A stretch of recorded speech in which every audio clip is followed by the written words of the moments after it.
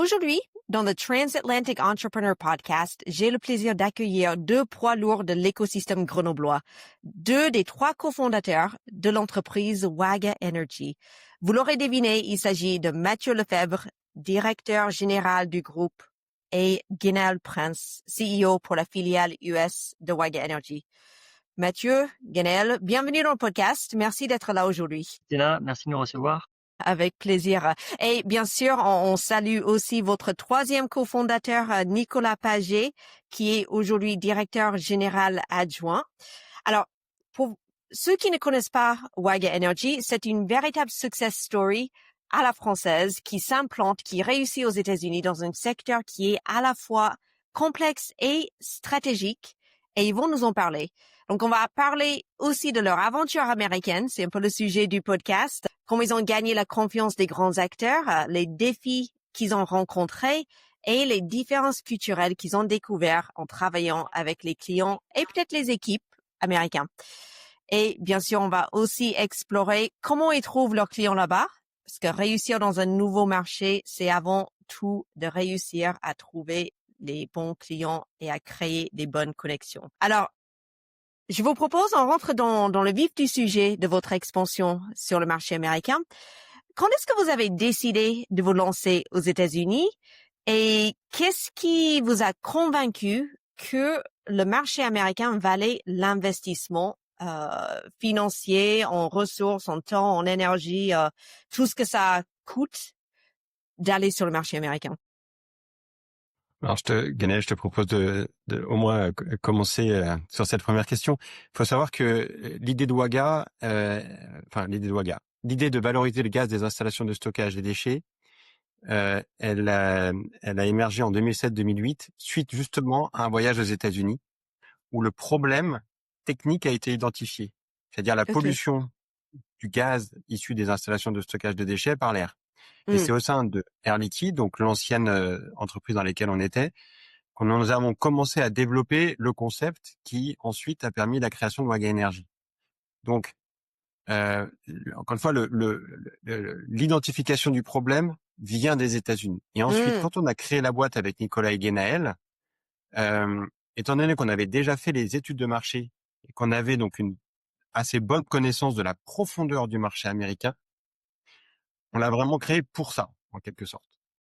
Mais avant d'aller aux États-Unis, il fallait passer un certain nombre d'étapes, créer l'entreprise, prouver la technologie, donc la proof of concept, commencer à se déployer déjà sur un marché beaucoup plus simple qui était notre marché domestique, parce que les États-Unis amènent tout un tas de nouveaux défis, notamment justement dans l'approche du marché. C'est un marché qui est très différent du marché français. Et donc, en petit acteur français, on a commencé à planter notre graine et à franchir les premiers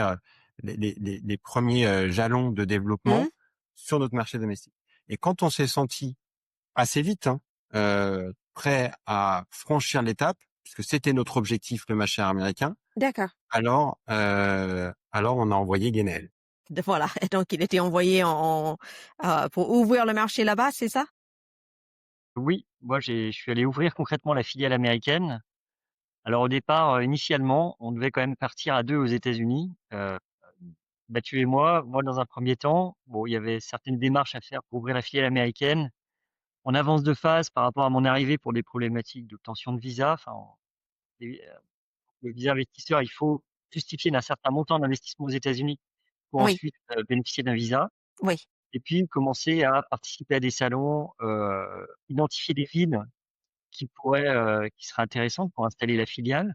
Des villes qui soient à la fois proches d'un bassin d'emploi dans notre industrie, qui est le génie chimique, le génie des procédés, pour lequel il y a des services où le coût de la vie soit abordable. On a fait un certain nombre de voyages pour identifier si finalement c'était le film. On a décidé d'implanter la filiale.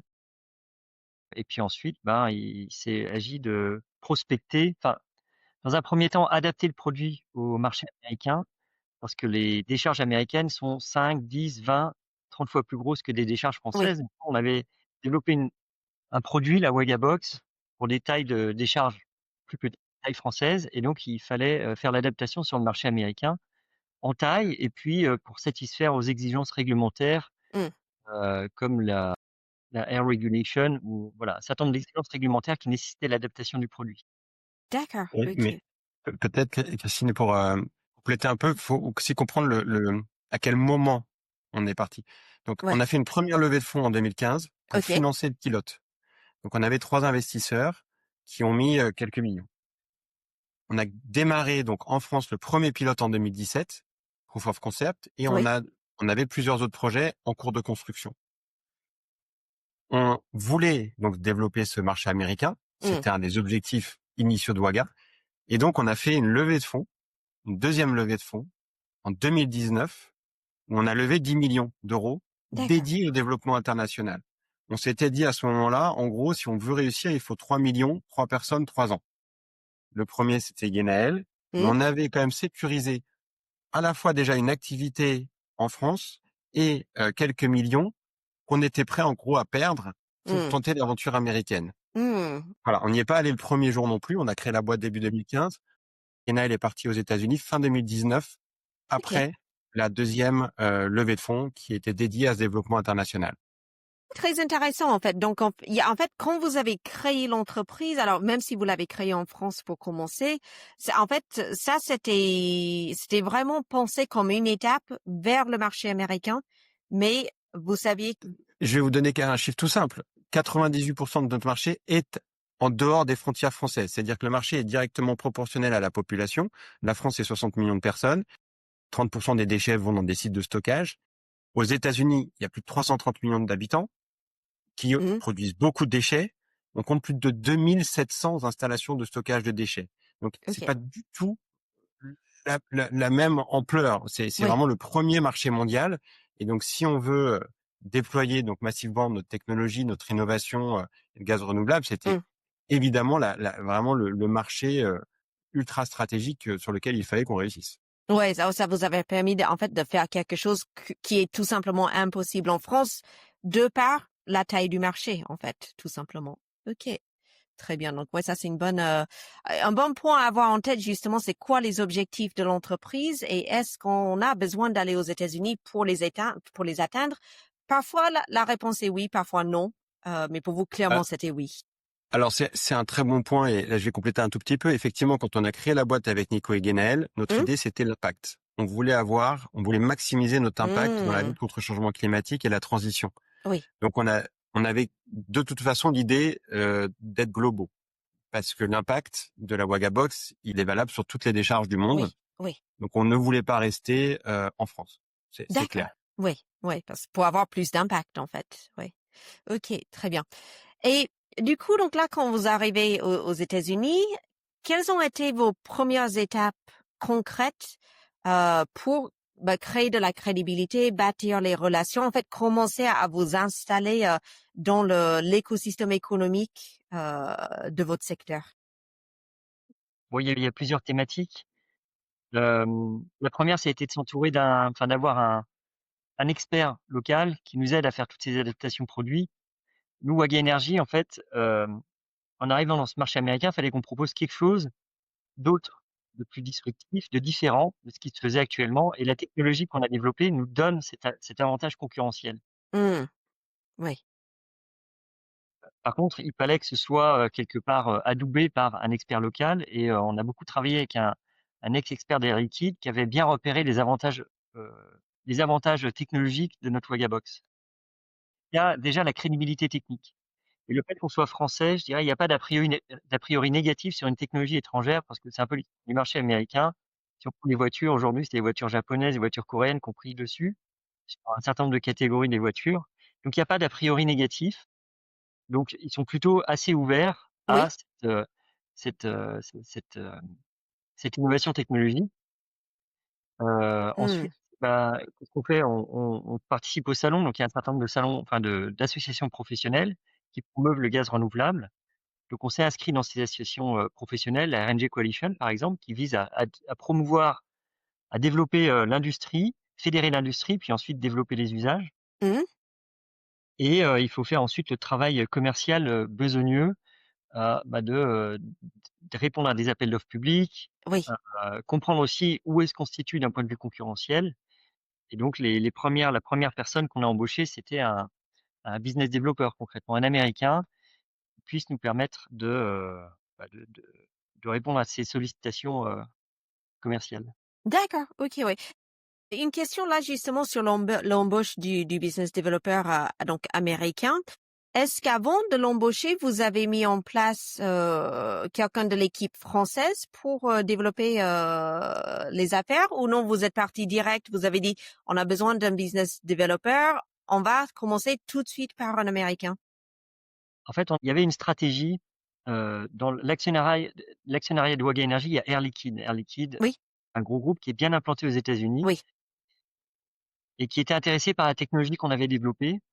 Et nous, notre modèle d'affaires, normalement, on vend pas la technologie. On est investisseur exploitant de nos propres installations, des projets qu'on déploie.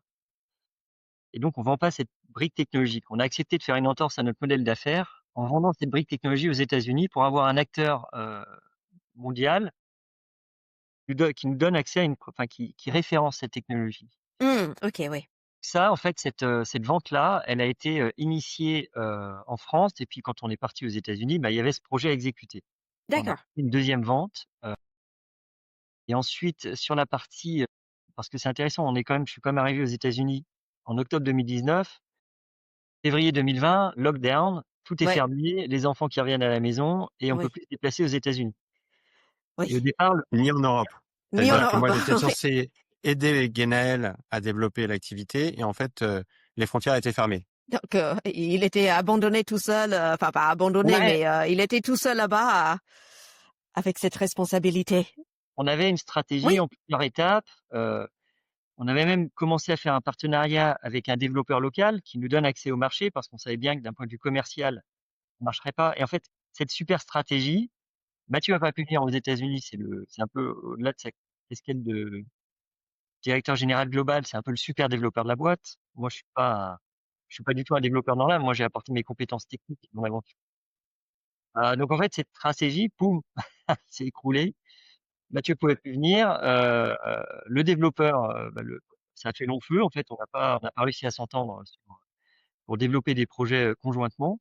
Oui. Et la pandémie.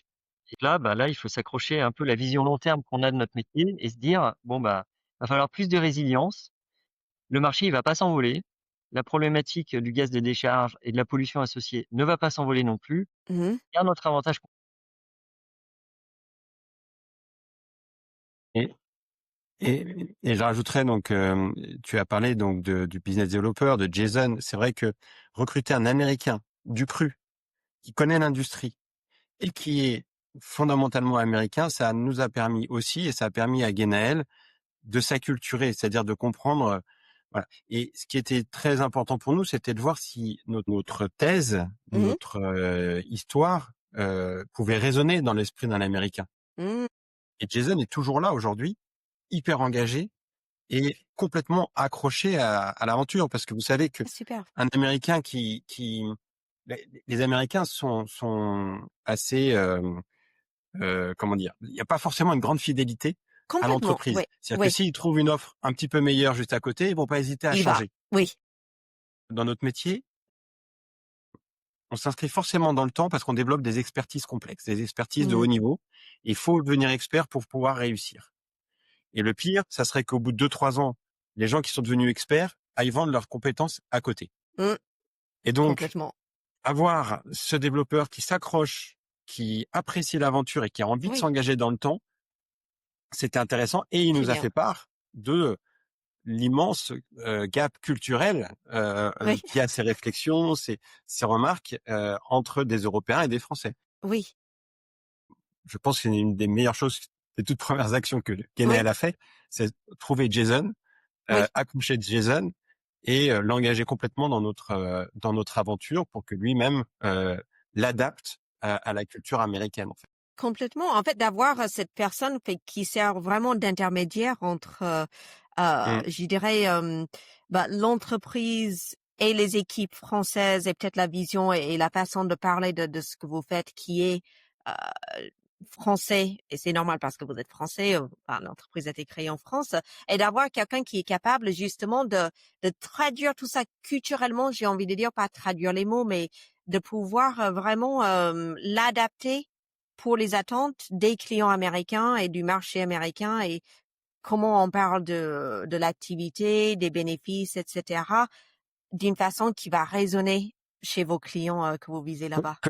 Peut-être j'espère, je vais pas être trop technique, je suis désolé Christine, mais pour comprendre à quel point il peut y avoir vraiment un écart massif quand on arrive dans un nouveau pays. En France, on a des grands opérateurs dans le domaine de la gestion des déchets et il y a, et même je dirais en Europe, une volonté de ces acteurs de capter un maximum de gaz sur les installations de stockage des déchets. Ganel disait qu'il y avait déjà un facteur 10, 20, 30 sur la taille, mais sur la pratique aussi. C'est-à-dire que nous, on est un peu plus dense en Europe. Les installations de stockage des déchets sont souvent à proximité quand même ou pas très loin des villes. On peut pas se permettre d'avoir trop de pollution olfactive, etc. Et Oui.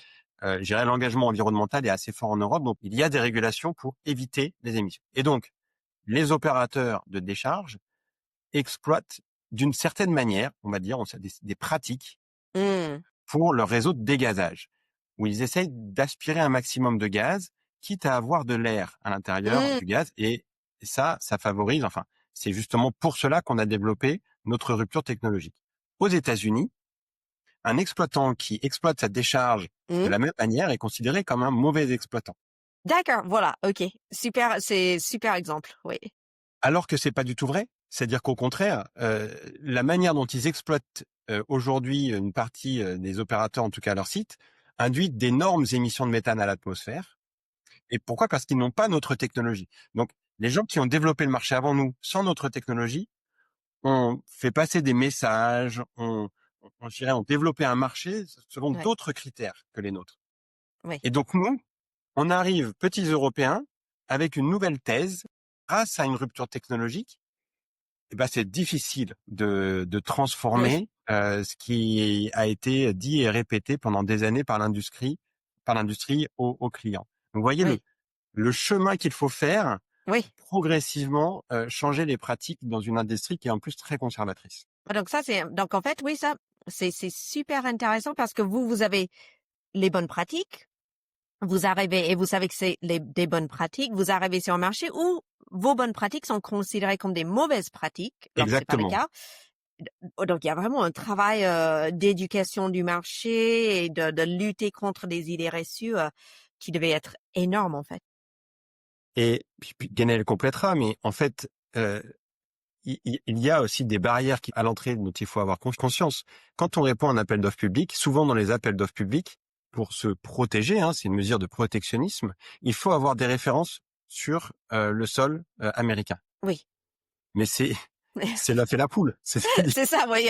Je veux avoir des références, donc il faut avoir des références. Ok. Voilà. Et donc nous, tout l'enjeu et tout je dirais le stress ou je dirais l'objectif central de Guénel les premières années, c'était de trouver une première référence. Oui.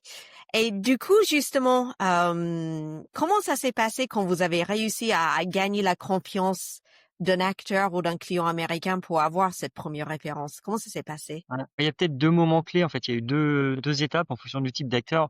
Le premier projet qu'on a gagné, ça a été un appel d'offres public. Donc là, déjà, en fait, level playing field. Tout le monde est à égalité. Donc, quelque part, en fait, là où on a un avantage compétitif, ça va se voir. Et de fait, ça s'est vu. Ce qu'il faut voir, c'est quand on regarde le marché américain, le segment de marché qu'on adresse, c'est les petites à moyennes décharges.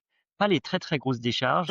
Aujourd'hui, celles qui produisent le plus de gaz et sur lesquelles c'est le plus facile, entre guillemets, de faire un projet profitable avec des technologies classiques issues de l'oil and gas et sur des investissements très gros, puis une façon de faire des projets avec un EPCI, ce qui va quelque part assembler des technologies et ça fonctionne. Sur les petites à moyennes décharges, il faut une approche nouvelle. C'est aussi ce qu'on propose.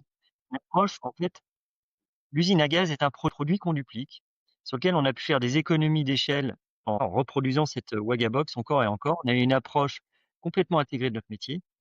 Et donc là, c'était un appel d'offres sur une petite décharge. 1000 SCFM, c'est le débit de gaz qu'on traite. D'ailleurs, un des gaps, faut se faire aux unités, faire aux unités américaines. Oui. Pour quelqu'un de compris, j'ai toujours du mal. Bref, on répond à cet appel d'offres. Et là, bah, effectivement, là, c'est visible. On arrive à dégager le plus de valeur pour ce client-ci. D'accord. Et c'est vrai que et donc en fait, on a gagné cet appel d'offres de manière tout à fait, loyale, Oui, sur la base d'une techno qui était supérieure, qui était capable de dégager plus de revenus pour un projet. Donc, OK. ce revenu qu'on rétrocède en partie au propriétaire de la décharge qui est ici, un county dans le Upper New York. Mmh. Donc ça déj enfin donc la signature de ce premier projet, ça a montré qu'on pouvait répondre à des appels d'offres publics, que des organismes publics pouvaient nous faire confiance. Après, ils ont fait leur due diligence, regardé les comptes de la société. Ils ont aussi pris une part de risque et ça vraiment on est toujours, on est Reconnaissant. très reconnaissant, voilà, vis-à-vis du premier client parce qu'en Oui, fait, ils ont quand même accepté de faire confiance à une jeune société oui. qui avait une très faible footprint aux États-Unis, des grands succès en France et puis au Canada parce que le marché canadien, au moment où on développait le marché américain, bah, le marché canadien se développait très fortement Mmh. et quasiment rien, à montrer aux États-Unis.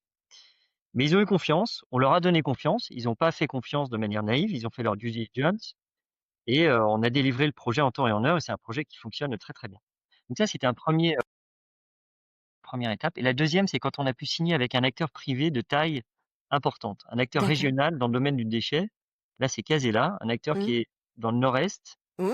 des États-Unis et qui d'un coup nous a donné accès à 3 décharges de taille plus OK. importante, Oui.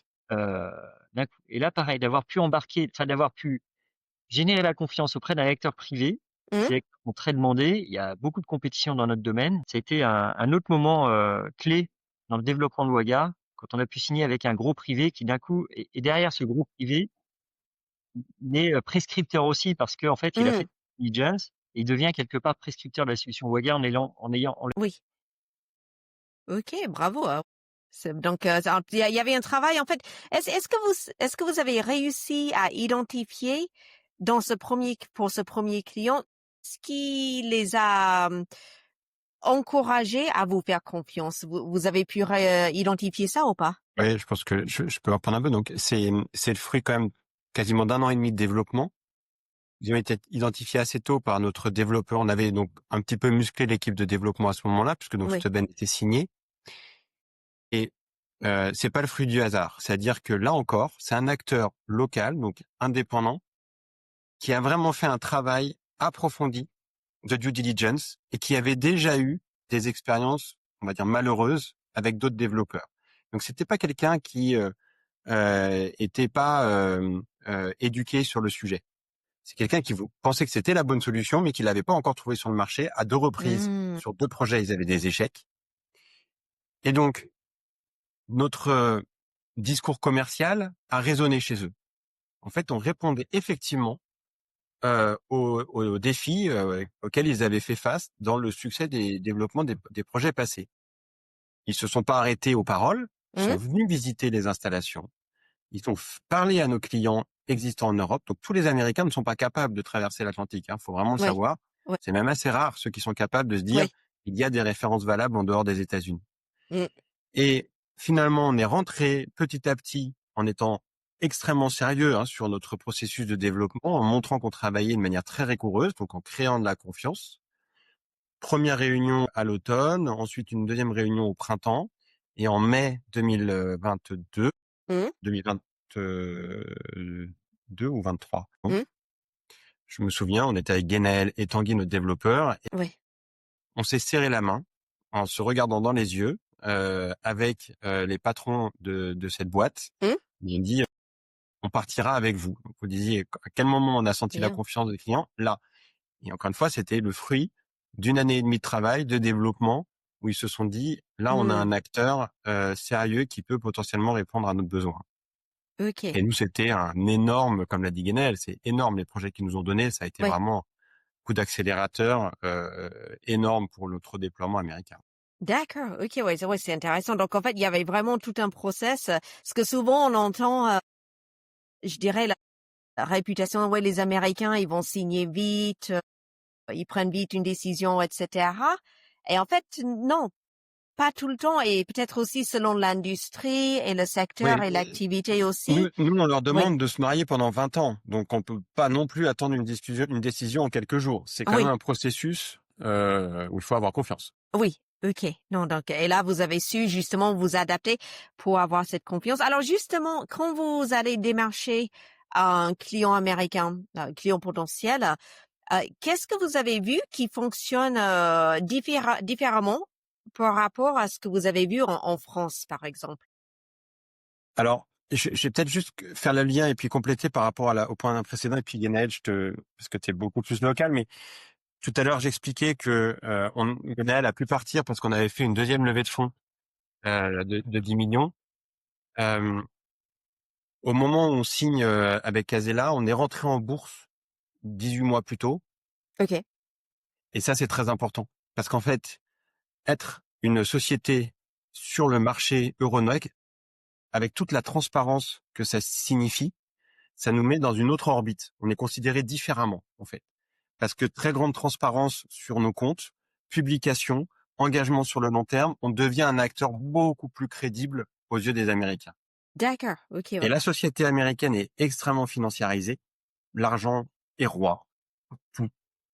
Et donc, le fait d'être une société cotée en bourse, en ayant levé des capitaux importants, on avait 126 millions. C'est pas rien pour une petite entreprise française. C'est pas grand chose pour des Américains, mais ça nous met dans une catégorie, on va dire, d'entreprise crédible. Et ça a été quand même un facteur clé pour signer un projet comme Casella.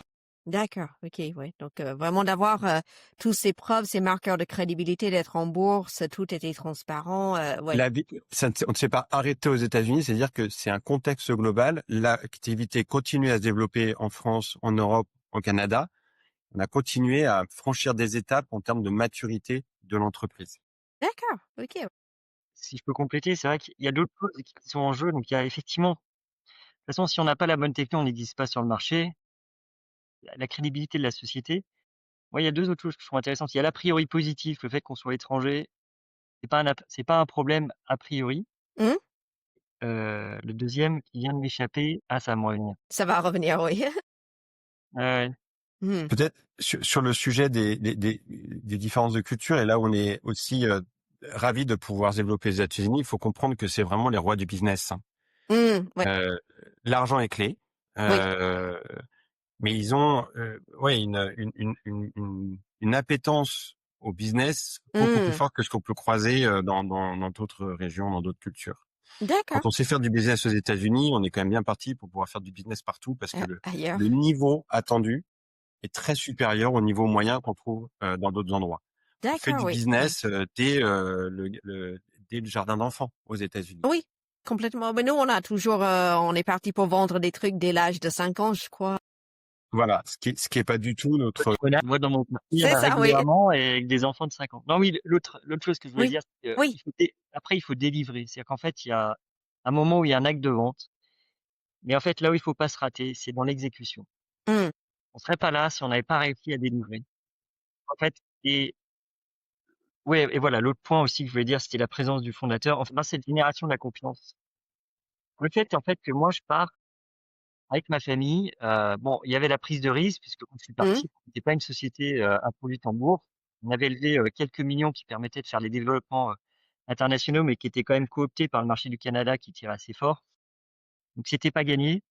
Maintenant, en fait, le fait que les Jason, par exemple, nous rejoignent, en fait, le fait qu'il y ait un fondateur qui vienne, qui s'implante, ça montre aussi la pérennité qu'on voit dans notre activité sur le marché Mmh. américain. On n'est pas là quelques années. Oui. Nos contrats, c'est des contrats qui nous mariaient pendant 20 ans. Avec les opérateurs, c'est des contrats d'infrastructure, c'est des investissements très lourds. C'est Mmh. en Ouais. développement, mais ce qui explique aussi la confiance qu'on doit générer parce que les gens doivent nous voir dans la durée. Donc le fait de s'engager, de se compromettre avec son marché, de devenir un peu américain. Mes enfants, ils sont dans l'école publique américaine, on s'est complètement exposé à la vie américaine.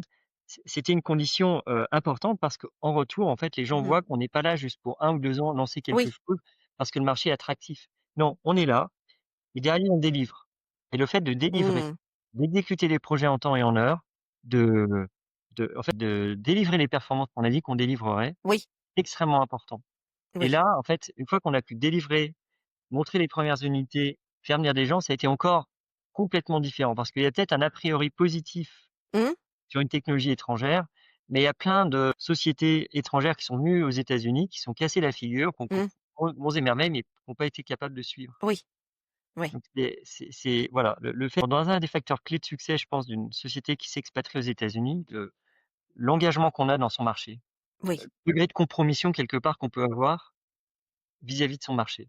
C'est important. On n'est pas juste là pour, il y a une opportunité, hop, on saute dessus. C'est vraiment, on s'engage. Comme vous avez dit, quand vous avez lancé l'entreprise, vous aviez déjà le marché américain comme cible. Enfin, c'était une entreprise qui était destinée à être implantée sur le marché américain pour aller grandir là-bas. Et je pense qu'effectivement, c'est quelque chose que, notamment pour vous, quand vous allez demander à une entreprise de s'engager pendant 20 ans, il faut qu'ils aient cette confiance que dans 20 ans, vous serez toujours là. Exactement. Ouais. OK. Alors, du coup, comment vous arrivez à identifier, en fait, les bons interlocuteurs dans les entreprises? Parce que j'imagine que les entreprises avec lesquelles vous travaillez, il y a à peu près combien de personnes dans ces entreprises de manière générale? Vous avez une idée? Et on parle de donc différentes typologies Oui. d'acteurs. En fait, alors nous, ce qu'il faut voir, c'est qu'on est entre les sociétés de déchets et on vend de l'énergie. Donc en fait, concrètement, on développe les projets avec les décharges et puis à un Mmh. moment donné, une fois qu'on a sécurisé, une décharge, qu'on va traiter sa pollution, convertir ça en gaz naturel, il faut qu'on vende de l'énergie. Côté décharge, le type d'acteurs, la typologie d'acteurs, il y a des publics, donc des Mmh. municipalités, des counties, des authorities, donc Oui. plusieurs counties, ensemble. Il y a, des petits acteurs privés, Mmh. des entreprises de taille moyenne et des très grosses entreprises. Donc en fait, c'est pas OK. le même acte de vente, qu'on s'adresse à Waste Management, qui est le leader mondial des déchets, des Mmh. entreprises qui font plusieurs milliards de revenus, et derrière, parler au C-level de ces gens-là, Oui. c'est pas pareil que développer un projet avec un county local, dans la campagne, Oui. dans un environnement très rural. Donc Complètement. concrètement, ça prend des Américains. Et en fait, des gens qui sont capables justement, donc, heu heu, Mathieu l'a mentionné, à un moment donné, en fait, on a dû renforcer fortement les équipes de business développement. Le marché était devenu très compétitif. Malgré ses premières références, en fait, on faisait face à une compétition qui était très féroce, très féroce. On n'a pas signé en 2022, on n'a pas signé un projet. Ouais. On avait la même OK, ouais. techno, mais sans doute qu'on était trop prudent sur la proposition de valeur Mmh. et en fait, on a considérablement renforcé, heu, le business développement et notamment par, Tanguy qu'on a embauché qui est le responsable, qui est le VP, business développement franco-américain et qui lui, en fait, nous a proposé cette stratégie, pour, déployer plus largement et qui était capable, Mmh. avec cette double culture, de vraiment pouvoir, développer des ventes Mmh. et à ce C-level, américain. Parce qu'il y a des codes, enfin si on n'a pas travaillé là-dedans, il y a certains Oui. codes, certaines pratiques que moi j'avais pas, j'étais incapable d'avoir, Mmh. français on l'avait pas, mais donc c'est là qu'il faut prendre, des Américains qui soient, bons. Donc là, en l'occurrence, Mmh. Tanguy, franco-américain, donc c'était Oui. génial. Qui a pu nous permettre de nous positionner auprès de ces gens-là. Et alors, ce qu'il faut savoir aussi, c'est que ça se fait pas du tout du jour au lendemain. En fait, c'est après avoir eu des premières références, après avoir eu plusieurs contacts, Mmh. petit à petit gravir, les échelons, puis être Oui. capable de discuter au bon niveau. Oui. Ça a pris énormément de temps, mais c'est une construction patiente. C'est pas arrivé comme ça, en fait. D'accord, oui. Et du temps aux États-Unis, c'est de l'argent, hein. Quand on disait 3 millions Complètement. 3 ans, un salaire aux États-Unis coûte cher, tout coûte cher aux États-Unis. Donc, Oui. si on n'y va pas suffisamment armé, c'est l'échec assuré. Oui, et ça Et va comme l'a coûter très dit, cher. et nous, on est rentré par la petite porte. C'est-à-dire, comme l'a dit Guénel, il est arrivé tout seul, et puis 2, 3, et on a été vraiment bottom-up. Oui. C'est-à-dire qu'on n'est pas allé voir d'emblée, les CEO des plus grandes boîtes. On a l'avantage d'avoir un marché où il y a du public, comme l'a expliqué Guénaël. Mmh. Et donc ça permet de nous mettre sur un pied d'égalité et on n'a pas besoin de connaître le président des États-Unis ou le président d'une Oui. multinationale. Par contre, je répète juste un des éléments mentionnés en début de conversation par Guénaël, c'est qu'il y a eu quand même un assez fort investissement dans les associations de Mmh. l'industrie. Et Oui. ça permet quand même d'identifier justement les interlocuteurs, de se faire connaître et d'avoir accès aux bonnes personnes dans notre secteur. Donc, ouais, à ne pas sous-estimer justement la valeur des réseaux, des Non, il faut associations les développer. professionnelles. Oui. Parce que ça devient des prescripteurs. C'est comme ça aussi qu'on a pu avoir cette benne. Oui. Donc, s'investir, en fait, c'est exactement ce que disait Ganel. Il s'est investi dans le pays. il y a eu un enfant, etc. Oui, C'est important pour les Américains. Et quand on s'investit dans les associations qu'on contribue à l'industrie, oui. ils considèrent ça de manière très positive. Oui, en fait, ça ne suffit pas juste de bien faire son travail. Il faut vraiment s'impliquer dans la vie professionnelle et même dans la communauté au sens large, en fait. Ouais. Et ça, Après, il y a c'est un peut-être très cliché différent. qui a la vie tenace, malheureusement, c'est que jouer au golf, ça peut aider. Moi, je ne joue pas au golf. Oui, Plein de gens qui jouent pas au golf, mais juste à titre d'exemple, c'est quand il y a des salons professionnels, ça commence toujours par un tournoi de golf. Mais en fait, c'est voilà. quelque chose qui se joue à ce niveau-là. Donc en fait, Oui, et pour ceux qui viennent, qui veulent franchir l'Atlantique, jouer au golf, ça reste un plus. ça reste un plus. Mais moi, je me rappelle quand j'étais à la fac aux États-Unis, pour certaines filières comme notamment médecine, etc., c'était obligatoire de suivre des cours de golf. Ouais, Parce que ça ouais. fait tellement partie de la façon de développer son entreprise ou son activité que bah, ça fait partie des compétences professionnelles, malgré ce qu'on pourrait penser. Bon, on arrive sans, mais c'est vraiment un plus. Ah ouais, c'est ça. Et du coup, donc là, on avait parlé, il y a les réseaux, il y a la communauté, etc. Est-ce qu'il y avait d'autres canaux, d'autres approches qui ont été efficaces pour rentrer en contact avec les clients aux États-Unis? Je dirais qui change peut-être un peu de ce qu'on a l'habitude de faire en France.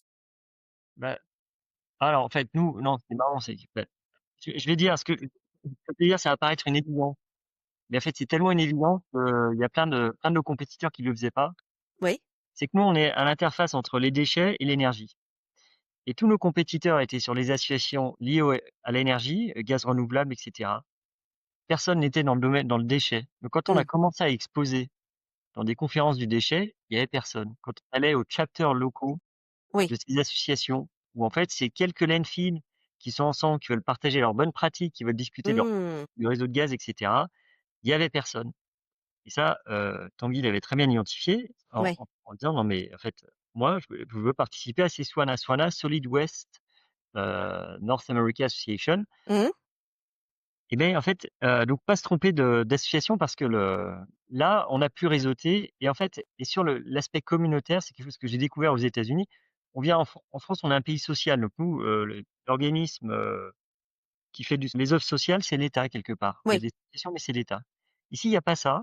Donc l'échelon communauté qui réunit des gens, de plusieurs counties ou Mm. cet échelon communautaire est très important, que ce soit via une association, que ce soit via je sais pas, les activités à l'école et cetera, a beaucoup de sens. Donc en fait, ces associations qui réunissent des communautés de landfill owners, c'est extrêmement important.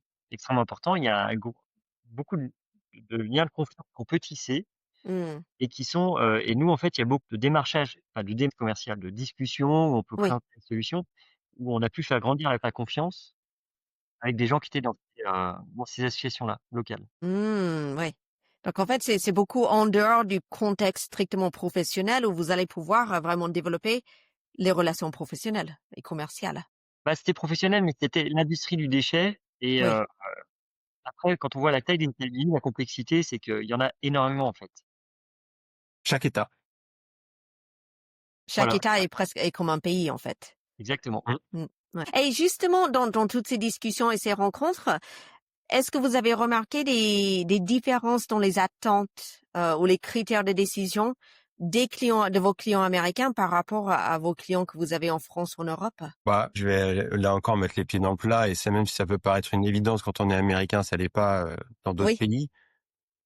C'est l'argent, le profit Mm. est quand même Oui. le critère numéro 1, le critère numéro 2 et le critère numéro 3. Oui. Après, on peut éventuellement avoir quelques autres considérations. C'est vrai Mm. que nous, vous l'avez compris, on est quand même un peu militants, Nicolas Guénel et moi, en Oui. faveur de la lutte contre le changement climatique, en faveur de la transition. On a Mm. une solution qui a beaucoup de sens de notre point de vue Oui. pour toutes ces raisons-là. Et on avait un discours qui était très imprégné de Oui. ces projets qui, à la fois, étaient rentables, étaient profitables, mais en plus permettaient d'avoir un gros impact sur le changement climatique et la transition. Mm.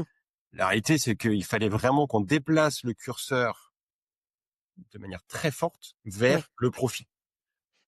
D'accord. L'environnement, c'est c'est un nice to have. Mais Oui, à la fin, ce qu'ils regardent, c'est quand même le chèque qu'ils peuvent percevoir. c'est l'argent à la fin, ouais.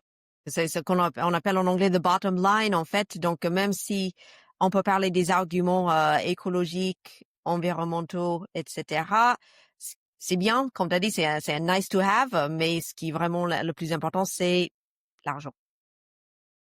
Et du coup, est-ce que vous avez vraiment modifié, en fait, les arguments et les messages que vous mettez en avant, en fait?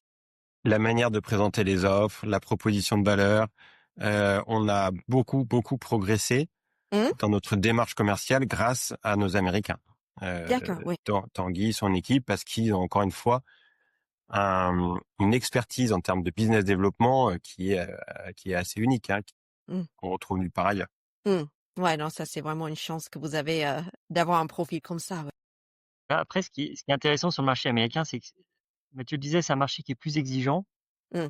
mais parce qu'il est beaucoup plus gros. Et en fait, si on est capable d'adresser le marché américain, on est capable ensuite d'aller, ça a élevé nos pratiques. C'est-à-dire qu'on a, au niveau du produit déjà, il a fallu qu'on fasse des tailles plus grosses, qu'on les standardise, etc. Oui. On a beaucoup amélioré la partie technique, la capacité à délivrer des projets. Mmh. Délivrer des projets de la côte ouest à la côte est. 6 heures d'avion pour aller en Oui. Californie, bah, faut qu'on soit capable de délivrer des projets là-bas. On en a 3 en construction. Et donc ça, derrière ça, il y a toute une organisation qu'on doit mettre en place. Quand il s'agit d'opérer, bah, il faut gérer la supply chain. Oui. Et donc, le fait d'adresser un marché qui est aussi gros que les États-Unis, ça élève énormément notre niveau de jeu. Donc, faut être capable de délivrer, Mmh.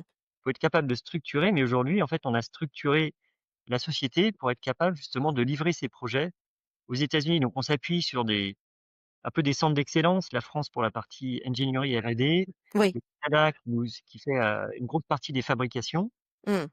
puis la partie gestion de projet localement aux États-Unis avec des ingénieurs, des chefs de projet américains. Et D'accord, OK, ouais. ouais, ça, le fait d'adresser le marché américain, en fait, c'est un aspect transformant pour la société et dans le bon sens du terme. Oui. Ça, en fait, que ça vous force, comme tu as dit, de vous structurer, de réfléchir autrement, mais pour pouvoir aller plus loin et plus rapidement et plus grand peut-être. Et justement, donc là, je pense que vous êtes en plein accélération de développement aux États-Unis. Vous continuez à développer des projets. Et où est-ce que vous voyez les plus gros défis aujourd'hui pour le marché, pour ce que vous faites, pour votre développement là-bas? Ouais, en fait, un des premiers défis, enfin, on est dans un environnement où politiquement, c'est plus instable. Oui. C'est plus instable, mais on est une société qui est exposée au commerce international. On a des fabrications en France, au Canada, on développe un Mmh. projet aux États-Unis.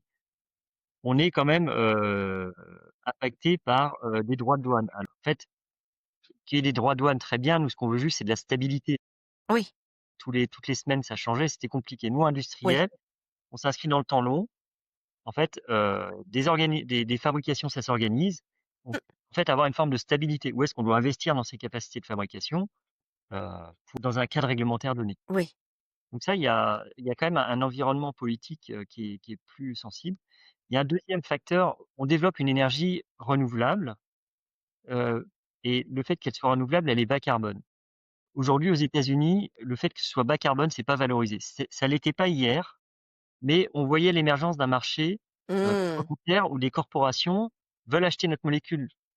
Non pas parce qu'elle est produite localement, mais parce qu'en fait, ça va leur permettre d'atteindre des objectifs de décarbonation. Bon, il y a quand même beaucoup de sociétés.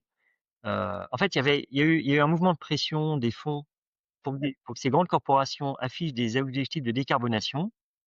Nouvelle ère. Mmh. Aujourd'hui, ces grandes corporations ont toutes mis un peu ralenti sur ces objectifs. Oui.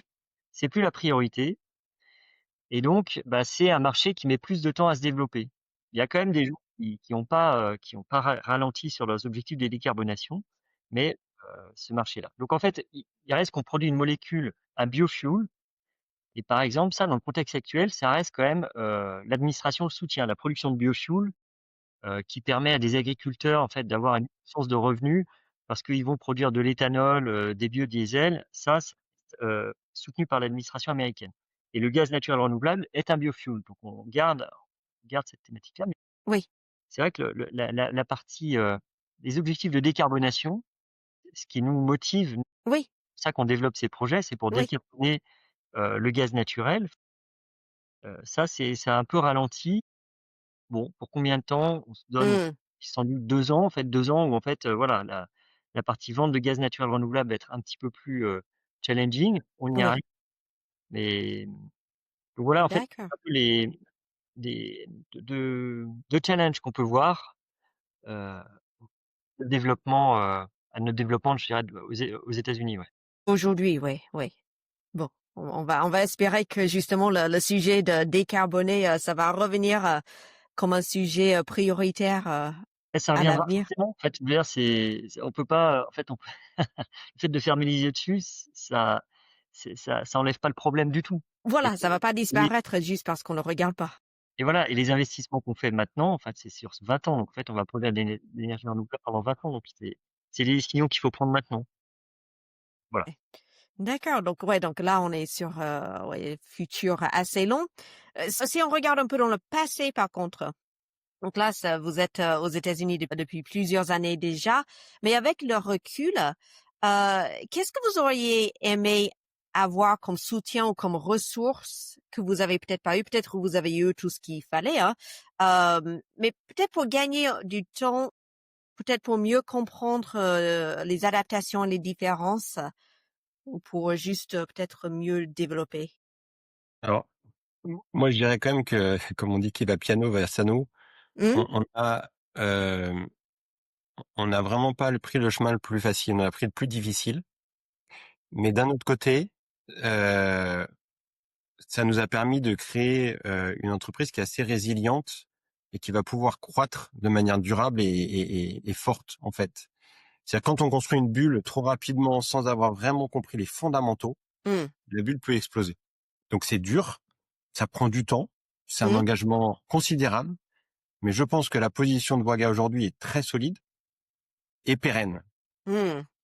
Donc Ouais. faut pas vouloir nécessairement aller trop vite, même si nous on veut aller le plus vite possible. Oui. Le plus vite possible, ce n'est pas aller trop vite. C'est pas forcément vite, en fait. C'est le plus vite possible, mais c'est pas forcément rapide. Voilà, c'est-à-dire qu'il faut, Guénel l'a très bien dit, l'excellence en exécution. En fait, on peut être excellent en business, mais si derrière ça suit pas, ça sera très très ponctuel, ça sera éphémère. Mmh. Alors que signer un premier projet, l'exécuter et avoir ensuite un client qui dit mais Waga c'est génial, malgré le Covid ils ont respecté tous leurs délais et la machine elle tourne mieux que prévu, bah, vous n'avez pas de meilleur vendeur pour la suite et vous gagnez comme ça vos galons au fur et à mesure. Après, si on a vu des actionnaires américains qui avaient pu nous préparer et peut-être nous faire rentrer un peu plus rapidement dans des associations, dans des contacts avec les grands groupes, bah, on aurait peut-être Mmh. gagné un petit peu de temps. Mais si c'est pour gagner du temps et finalement face au CEO d'un groupe, ne Mmh. pas avoir le bon discours commercial parce qu'on n'a pas bien compris les fondamentaux du marché, en fait, on a perdu notre temps parce qu'on est remercié et qu'il n'y aura jamais de signature. Oui, oui, et perdu l'opportunité aussi parce que vous aurez pas 2 rendez-vous avec cette personne, donc ouais. Non, je pense que je le redis une troisième fois, mais ce qui est clé, c'est d'y aller avec une vision long terme parce que c'est ce qui nous porte et avec les moyens. Il faut accepter l'échec, hein. Il faut accepter Oui, peut-être qu'au bout de 3-4 ans, si ça n'a pas marché, ben on rentre et on arrête de dépenser des millions par an. oui, Mais par contre, il faut pas se dire au bout d'1 an ou 2 ans, «Ouh là là, j'ai plus de sous, j'ai plus de ressources, je peux plus avancer». Parce que là, c'est l'échec assuré. oui. Encore une fois, Genaël, c'est fin 2019. Première signature Genaël, mi-2021, mais juste un projet. La vraie pénétration, c'est Casella 2023. D'accord, oui. Donc on est sur un horizon 4 ans quasiment. Ah ouais, et c'est vrai que je pense que ce qui est intéressant, c'est de regarder dans le rétroviseur et de se dire: «OK, qu'est-ce qu'on aurait pu faire de mieux?» Je pense plein de choses, hein. Alors là, vraiment plein. On peut Et toujours faire des choses mieux qu'on en regarde derrière, oui. mais ce qui est intéressant, c'est de se dire: «Bon, en fait, juste d'extérieur, Boga Energy, apparemment, on est une étude de cas dans une école de commerce». On peut se dire: «Bah, très bien». Enfin, s'il y a des gens qui Bien, écoutent des choses sur nous, ouais. ils se disent: «Ah, l'aventure américaine, super, bonne stratégie». Après quelques années, ils déploient, et cetera. Mmh. On La regarde un extérieur, stratégie parfaite. et puis, ah bah, après, on interroge les gens, puis on se dit: «Bah non, en fait, on avait foiré un partenariat, on est parti, il y a eu le Covid». En fait, je veux dire, et puis, quand il y a eu cette bulle sur le renouvelable avec des transactions, un de nos concurrents, on a vu naître, qui a grossi comme nous, et qui s'est vendu plus de 4 milliards Ouais. de dollars à British Petroleum. Ouais. Vous les voyez, on perdait les projets les uns après les autres en face de cette société. Notre board qu'il fallait convaincre de rester dépenser pour nous. Continuer, insister, Aller vivre. persister, oui. Et en fait, il y a quand même un grand écart. Donc, il y a plein de choses qu'on aurait pu faire mieux. Je pense que ce que dit Mathieu, c'est vrai. C'est en fait se dire que quand on attaque le marché américain, enfin déjà, faut pas y aller petits bras entre guillemets. Faut avoir les moyens parce que le marché américain est énorme. Donc en fait, les moyens financiers doivent être proportionnels à l'ambition qu'on a, qui est bonne, d'aller sur le marché américain. C'est-à-dire que ça prend un petit peu de temps, parce qu'en fait, une position, ça se construit pas comme ça. Ce que disait Mathieu, c'est très vrai. Il peut y avoir des bulles, et puis nous, on n'avait de toute façon pas le capital pour aller participer à la folie du et de racheter des projets au plus fort de la bulle, impossible. Donc, et avoir confiance dans sa vision long terme, parce que je me rappelle les discussions, quand on se prenait des portes après les portes, il fallait quand même. Mathieu il me disait, il me rappelait à la vision long terme et pourquoi on était là et que les fondamentaux étaient bons et qu'on allait réussir. Il n'y avait pas de raison, c'était une question de Oui. temps. Voilà. Donc moi, je pense qu'il y a plein de choses qu'on aurait pu faire de mieux. Bon, au final, on a réussi à construire notre position et Vous on avez, déploie. oui. D'accord, non, bravo parce que oui, j'imagine que sur toutes ces années, bien sûr, là, on parle beaucoup de success story, le cas d'études, etc. Mais on sait très bien que pour une entreprise qui réussit, c'est aussi une entreprise qui a passé des moments très difficiles, des échecs, des doutes, etc. Et c'est comme ça, en apprenant de ces expériences, qu'on arrive justement à justement s'élever, à être un exemple de réussite. Mais c'est pas une ligne droite facile et signature après signature, ça sera trop facile sinon. Je dirais pas. Guenel me fait penser encore à une expérience, parce que la frontière entre l'échec et la réussite est quand même assez tenue. Il faut être capable de s'adapter, ça c'est clair, parce qu'on n'avait pas les codes, mais il faut pas faire n'importe quoi non plus. Parce que typiquement, je me souviens de quelques échecs sur des projets publics où objectivement on aurait dû gagner, mais un concurrent faisait des propositions commerciales. On voyait pas comment techniquement, physiquement, économiquement ça pouvait tenir. Ils avaient pas notre technologie. Bon, résultat des courses, cet acteur paye des liquidity damages, c'est-à-dire des pénalités qu'on serait incapable de supporter, Oui. parce qu'ils ont été incapables de faire ces projets-là. Mais nous, petite boîte française, si on avait du coup fait des propositions intenables, on aurait coulé en fait, on n'aurait pas monté notre crédibilité. Oui. Donc il faut pas non plus être poussé au crime et faire des choses qui ne sont pas faisables, parce que derrière, les conséquences aux États-Unis peuvent être très douloureuses, hein, Ça notamment coûte cher, pour les hein. Oui. dirigeants. Et voilà, et ça peut coûter très très cher. Donc voilà, faut s'adapter à la culture, mais faut pas non plus faire n'importe quoi. Et Ouais, pourtant, on non. avait faim. Hein. Ouais. Pourtant, on voulait les signer, ces premiers projets. Oui, mais après vous avez eu justement l'intelligence de se dire non, on va pas raconter n'importe quoi juste pour pouvoir les gagner, contrairement à ce que l'autre a fait. Mais je pense que c'est justement où là, de ce que je vois avec les entreprises que j'accompagne, et là vous avez parlé tout à l'heure, l'excellence technologique, l'excellence scientifique, et peut-être aussi ce côté peut-être on se restreint un peu en France, mais c'est là où justement tout ça, ça devient une force sur le marché américain. Et si on peut mettre ensemble cette excellence qu'on a en France avec l'excellence, comme vous avez parlé, l'excellence commerciale qu'on a aux États-Unis, pour moi c'est le cocktail magique pour faire des choses merveilleuses qui peuvent changer, comme vous, ce que vous êtes en train de faire, de vraiment changer le monde. Ouais, et ma perception, c'est que Guenel est hyper reconnu aux États-Unis pour son excellence en termes de génie et de procédés, donc ça c'est un actif. Et les Américains ont quand même cette appétence pour la technologie. Et on arrive avec une technologie où il y a cryodestillation, il y a cette accroche. Mais tous les trois, on est trois fondateurs ingénieurs. La dimension quand même business est aussi fondamentale, quoi. C'est-à-dire que c'est là-dessus où on a dû grandir le plus, on était le plus loin. Oui. Mais vous avez bien grandi et ça va continuer à grandir et très bien. Je vous remercie beaucoup pour cette heure qu'on a passée ensemble. Je sais que vous Merci êtes beaucoup, tous les deux Christina. très occupés. C'était vraiment un plaisir de vous accueillir. Je suis vraiment contente qu'on a réussi à trouver ce moment. et de pouvoir justement partager votre histoire sur le marché américain. Terminé, est-ce que vous avez une dernière chose que vous voulez partager ou est-ce que vous pensez qu'on a fait le tour de tout ce que vous voulez partager sur votre aventure américaine? On est toujours disponible s'il y a des questions ou si des gens veulent avoir des informations plus détaillées sur tel ou tel sujet. Mais je crois qu'on a quand même fait un très bon tour à travers vos questions, Christina, pour aujourd'hui. Super. Bon, ben merci beaucoup Mathieu. Guenel, quelque chose à ajouter ou est-ce qu'on a fait le tour?